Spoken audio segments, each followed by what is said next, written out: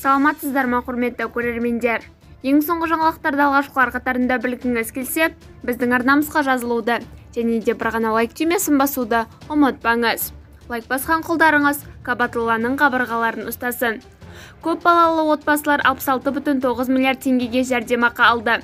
Жыл басынан бері көп балалы отбасыларға берілетін мемлекеттік жәрдемақымен орта есеппен 535,3 мың отбасы жалпы сомасы 66,9 миллиард теңге мөлшерінде қамтылды.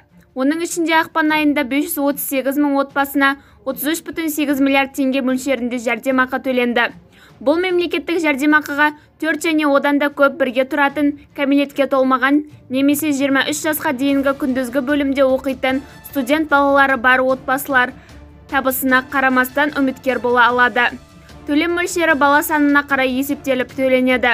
Көп балалы отбасыларындағы 4 баласы бар отбасыларға 16,03 АЕК немесе 55,304 теңге, 5 балаға 20,04 АЕК немесе 69,138 теңге, 6 балаға 24,05 АЕК немесе 82,973 теңге, 7 балаға 28,06 АЕК немесе 96,807 теңге. 8 және одан да көп балалы бар отбасыларға әр балаға 4 АЕКтен немесе 13,800 теңге мөлшерінде төленеді. Бізді бақылауды жалғастырыңыз. Арнамызға жазылып, бір ғана лайк түймесін басуды ұмытпаңыз. Сау саламат болыңыз.